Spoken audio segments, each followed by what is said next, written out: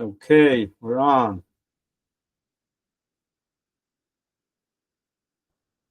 Okay, so welcome back. We're going to continue on Masechtas Chagigah. We are on page 4a, and we don't have the actual layout of the Gemara, so I'm not going to count the lines to say where we're starting off with.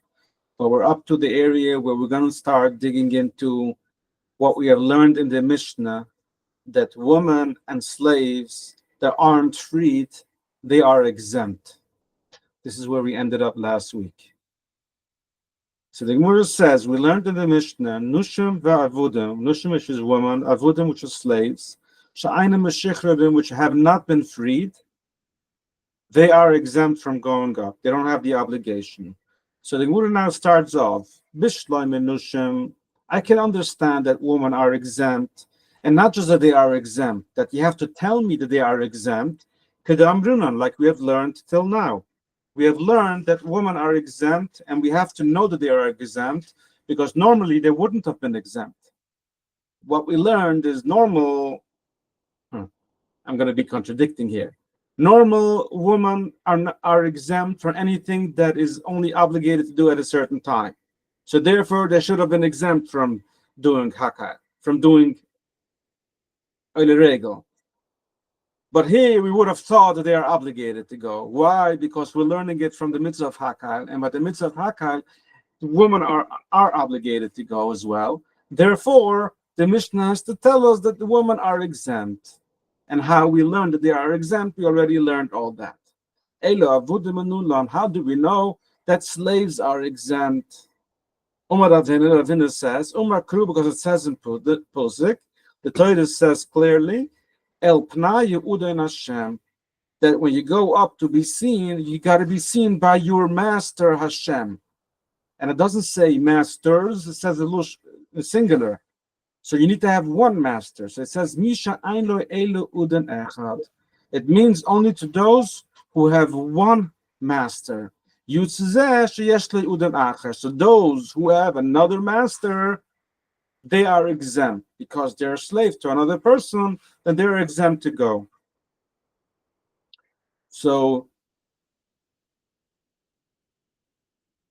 at this point, the Gemara was in the mindset that slaves should have been going. How do you know they should not be going? And therefore, we have to bring a pusik, a verse in the Torah that clearly states that they are exempt. Okay. So now the Gemara is flipping it upside down. The Gemara goes backwards. Hulamali Kru, why do we need a pusik for that? Mechda, let's see. What obligates slaves to do all the mitzvahs that they have to do? Kol mitzvah sho ishu chayeves ba, evet chayev ba. We learn it from a Gezeire Shiva, from another place, that we compare a slave to a woman. Whatever mitzvahs a woman is obligated to do, a slave is obligated to do. Kol mitzvah she'ainu ishu chayeves ba, and every mitzvah that a woman is not obligated to do, ainu evet chayev ba. Then evet is also not obligated ba. How do we know that? The Gumar law my issue. I'm not going to go into the actual verses, but there's the extra word law when the Torah speaks about a woman. There's the extra word law when the Torah speaks about an evet, a slave. And therefore, we have this comparable, this Gezeire Shiva, and we learn everything that a woman is obligated to do is for a slave. And whatever a woman is not obligated to do, a slave does not have to do. So now the Gemara asks, so why do you need a pusik? Why do you need this verse in the Torah to tell us that a slave is exempt? We already know that they are exempt because they're compared like a woman. So what I said before, the Gemara is going totally opposite. On here, the Gemara was in the mindset that, well, how do you know they're exempt? They should be going. Here, the Gemara is now playing it totally the other way. Why are you telling me that they're exempt? I know automatically they're exempt. They're compared to like a woman anyway. So why do you have to tell me? That's what I went when I said before, totally opposite. Okay? So the Gemara answers, so the Ravina answers, when I said that I have a pusik, it didn't mean someone who's absolutely enslaved. It means so now we're coming back a full circle. what we learned on the first page, right in the beginning of the Masechta, and I'm going to come back to that, but let me first finish the Gemara. So someone who's half enslaved and half free, so the Gemara goes like this: someone who's half enslaved and half free, he is exempt because he still has another master, and therefore the Torah, when the Torah says El Pnai Udan Hashem, it needs to be only one master. It needs to someone who still has even just half of the time. Someone who's fully enslaved, then he's like a woman. He's not obligated, like a woman is not obligated. But someone who's half enslaved, you may think maybe he's obligated because he's half free. So it says, no, but he still has a master. And the Gemara is going to bring proof from our Mishnah to that. We can even see it from our Mishnah because it says, it says women and slaves that have not been freed. Why does the Mishnah have to say, why do you have to tell me that they haven't been freed? Just tell me slaves. Slaves are exempt. You want to tell me regular slaves? Just say slaves. Then we'll know it's regular slaves. No. The Mishnah is trying to tell us something with that. That they're not fully freed. Who's not fully freed? Manini, what's that? Someone who's still half slave and half free. And we already learned in the first Shir in the Gemara, how could that be? Someone to be half slave and half free? He must have had two masters, and one of them freed him, the other one didn't. So the Gemara, Shmamina, yes, that's a good answer. And now this is what the Gemara stays with. So now I want to circle back to the first Shir we had. The Gemara started off, the Mishnah says, Hakol Chayuvim, everybody's obligated. And then the Mishnah gives us a big list of exempt. Who's exempt? So the Gemara asks, Hakol, who's Hakol? Who's everybody? When you give me such a list that who's exempt, then what do you mean when you say everybody? So the Gemara there answers that it's everybody, meaning someone who's half slaved and half not slaved, that they're also obligated to go, according to the first Mishnah. But then the Gemara finishes off that Ravina also retracted, and to the last Mishnah, that if someone is half slave and half freed, then we force his master to free him. Why? Because he can't marry anyone. He can't marry another slave because he's half free, and he can't marry to a freed person because he's half slaved. So we force his master to free him. So therefore, our Mishnah says everybody is obligated to go. It means someone who's half slave because we force his master to free him. So we ask then, but what happens when he haven't yet freed him? I get it. We're going to force him to free him, but he's not yet freed. He's still right now in the status of half slave and half free. So when you're now in that state, now we learn from our Gemara that he's exempt. So Hakol, when the Mishnah says that everybody has to come, it's only meaning to say that we're forcing his master to free him so that he can come. But at the time when he's still half enslaved, he's exempt. Because we learn here from the Posig, only someone who has only one master.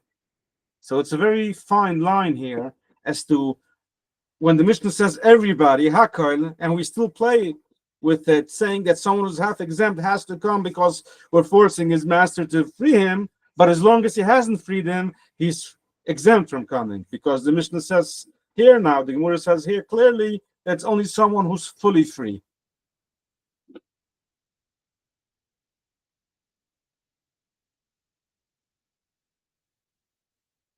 Okay. So now we're up to here.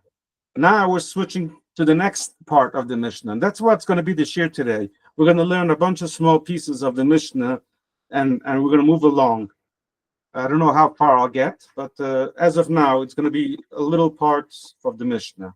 So the next part of the Mishnah we learned, the Chagigah, someone who's limping, having trouble with his feet. Vasima, someone who's blind, can't see. And we have learned that even if he's blind with one eye, he's already exempt. V'choyle, someone who doesn't feel well, someone who's sick. Vazukkan, someone who's very old. And then the Mishnah finishes off, and everybody who can't just walk with their feet. So the Gemara is going to now come back and reiterate, to study something we have already learned, The Gemara is going to say it again, but we're going to learn another detail within it. So, the Rabbanon learned. The Regulim, we have learned this before, that the Torah says the word Regulim, which is a term for the holidays, but it can also be used as a term for the feet. So it teaches us Prat L'Balakaben, for someone who doesn't have a feet. He has a synthetic leg. He has a piece of wood or something that helps him walk for the foot. That's one way of looking at it. Duver Acher, we also learned Regula means Prat L'Chigah, someone who's even limping. And we have learned this on top from the Tanchim. He said that Pa'umim, we already know, from the word Pa'umim, we already know someone who doesn't have a foot. Why do we also need the Regulim? Because it tells us someone who's even limping is also exempt. And then, as we learned in the Mishnah, the Gemara is reiterating it here, and this it's called a Beraisa. A Beraisa meaning it's another source that we have learned the same thing. The Chaylen, someone who is sick. Ilasima, someone who is blind. Ilazukn is somebody who can't. He's old, he doesn't have the strength to walk. And then it finishes off. And anyone who can't walk up by foot. So now the Gemara says, okay, you have given me a big list here of people that can't go because of their feet problems. Someone who's limping, someone who is sick, can't walk, he doesn't have the strength. Someone who's blind can't walk, because obviously he doesn't see where to go. Ilazukkan is someone who's old, can't walk. And then you finish off, and he can't go up by feet. What do you mean by that? Who else is on your list that can't go up by foot, that you have to tell me everybody you can't go up by feet? What does this add to the list that after someone who's limping, someone who's sick, someone who's blind, someone who's old, what does this add? That's the question here. Rava answers, Lasiya, this comes to teach us, and now we're switching over to page 4b, Mefankai, someone who is a Mefinik. Mefinik means someone who is, don't know how to say it in English, sensitive, I would say. I use the term sensitive. He doesn't like things. It's grossing him. He's sensitive. And what does it mean, someone who's sensitive? Because it says, this is the pasuk from when the Yidden were distant of Hashem. They were sinning. And Hashem would tell them, do I need you to come to the Beis HaMikdash? Is this what I asked of you? It's like in a way of, I wouldn't say sarcasm, but it's in a way of saying you guys are sinning so much. This is not what I've asked of you to come here and try to appease me. Just stop sinning, right? In an expression like this. But the words that Hashem used there in the Nevi'ah, in the prophecy, he says, when you come see my face, did I ever ask you to walk with your shoes into the Beis HaMikdash? So from this, and of course not just from this, there's another pasuk, but from here we learn that when you go up to Beis HaMikdash, you don't wear shoes when you go into the Beis HaMikdash. And therefore, someone who is sensitive, cannot walk without shoes, he's exempt to go. Okay, so this is another piece of the Gemara. And this is now a second thing. What does the Mishnah say? Someone who can't go up by feet. It means someone who's sensitive and he can't walk without shoes. So it's not even someone who's blind or someone who's old or someone who's sick. Even someone who's healthy, but he's very sensitive, he doesn't want to walk without his shoes, then he's also exempt. That's what it means. Okay. Any questions? At this point, we're moving to the next section. Okay, good. Tuna. So now we're going to learn another Beraisa, which is another source of the type of a Mishnah that we have learned somewhere. And let's see where we go with this. Hu'urul means someone who has not been circumcised. So he's a Jew because his mother is Jewish. He's been born to Jewish parents, but he's not been circumcised, so he has certain halachas that's different with him. But Tumah is somebody who's impure. So impure, Tumah doesn't mean that he's physically dirty. It means the impurity, what the Torah considers impurity. Someone who was close to a dead body, or someone who touched a dead animal, or someone who touched someone else who was impure. These are the Torah types of impurity.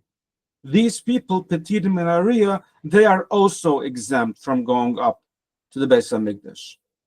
So the Gemara asks on this. Now, one thing here, why doesn't the Mishnah mention these? The Mishnah gives us so many exemptions. Why doesn't the Mishnah mention these few?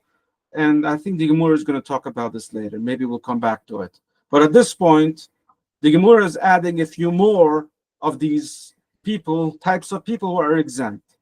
So the Gemara asks, okay, I can understand someone who's impure, because it says in the Pusik, which means that when you come up to be Oile Regel, you have to come to the Beis Hamikdash. So it means Kol sheyeshna beviyah, anyone who's able to come in, because someone who's tumah is not allowed to go into the Beis Hamikdash. So who's allowed to come in? Yeshna bavua, then he has an obligation to come. The Kol she'ayne beviyah, someone who can't go in because he's tumah, ayne bavua, he has no reason to go up there because he can't even go in. He's tumah. So I understand someone who's tumah. Elu uro menulam. How would you know someone who has not been circumcised that he's also exempt? Where do you get that? He's not exempt from walking into the Beis Hamikdash. He's not tumah. So the Gemara answers, Humana Reb Kivahi. So the Gemara says there's a sage. His name is Reb Kiva, very popular name. We know this is a Tana. He's actually buried here in Tveria. So Reb Kiva is the one who learned this Mishnah that says Ulo Vatuma Patirim. Why? The Rabbi Leuro Ketuma. Reb Kiva is comparing someone who has not been circumcised is compared to someone who's Tuman. And therefore, according to Reb Kiva, someone who's not circumcised is not allowed to go into the Beis Hamikdash because he's like a Tuman. The Tanya, where do we know that? We learned in a Mishnah that Reb Kiva says, Ish l'rabas esa uro. Okay, so what are we doing here? I'm gonna try to find the posuk itself. So let me drill in here, and I'm gonna try to find and Tanakh, and it's in Vayikru. Here we go. I found the pusuk. So it's very nice this side. So the pusuk clearly says, and this is where the pusuk is talking about to the children of Aharon. It's talking to the Kohanim. And the Torah is telling us that if a Kohen is Tumai, he's not allowed to come into the Beis Hamikdash. But the Torah is using an interesting term when the Torah is referring to them. The Torah says, Ish Mizera Aharon. A man from the kids of Aharon, V'hitzuriya Oizov, these are different types of impurity. Bekudashim lo yoichel, he should not eat holy meat from the Beis Hamikdash. Ad Ashiyita, until he's gonna purify himself. Now, who else is not pure? Anyone who touches someone who is tumai, someone who is impure, or these are different types of tema, different types of impurities. But the Torah says, a man, from the kids of Aharon. So the Torah is saying something more to it. So Rabbi Akiva translated this when it says Ish Mizera Aharon, it doesn't just mean of the kids of Aharon. It means every person, every man that's a little off with them, that is not circumcised. And that's what Rabbi Akiva says. This is what it's hinting on. And therefore, Rabbi Akiva says that someone who's not circumcised is compared to someone who's not pure. Sorry, ich lerne jetzt. Okay, so sorry for the interruption here.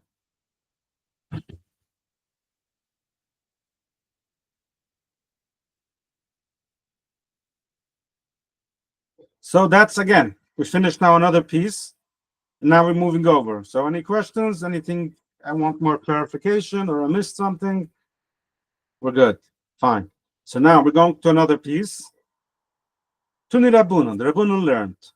Tumai, someone who's impure, Putum and Ariya, is exempt from having to go up to be Oile Regel. And as we have just learned, the Gemara is just repeating it. The chsiv, as we say, it says in Pusik, Yevusu Shemu, Vavaisim Shemu, that you have to come and you have to come in. You have to come into the Beis Hamikdash, which means Kol Sheyeshna B'diyah, whoever can come in, Yashna Babu, he has to come. He has to make his way up to Yerushalayim. The Chosha Ainu is someone who cannot make it into the Beis Hamikdash because he's impure. Ainu Bevu, he has no reason to make it up to Yerushalayim because he can't even make it in there. Continuation from this saying, because until here we didn't add anything. It's the same thing that we learned till now. Why are you bringing it? So a continuation of this same beraisa that we have learned, that the Rabbunim learned. Rabbi Yochanan ben Dahavi Aimer. Rabbi Yochanan says in the name of Reb Hida that someone who is blind, he's exempt from going up. And this is also something we have learned before, but it's part of this beraisa. So the Gemara brings everything along together. Shenemer, because it says in the Pusik, Yire Yairuah, that you should see and you should be seen. So we have clearly learned this. Just the way that you come to see, or just the way that you will be seen, that same way you should be able to see. So how does that? Is when you come up to the Beis Hamikdash, Hashem sees you with both of his eyes. Now, we said it last time when we learned this. It doesn't mean that Hashem has one eye, two eyes. It means that he sees you with his full strength.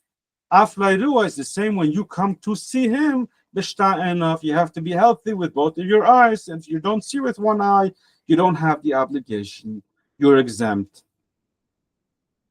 Should we pause here? Because from here on, we're going into a total different type of Gemara. I think it's a good place to pause here. I'm going to bookmark it.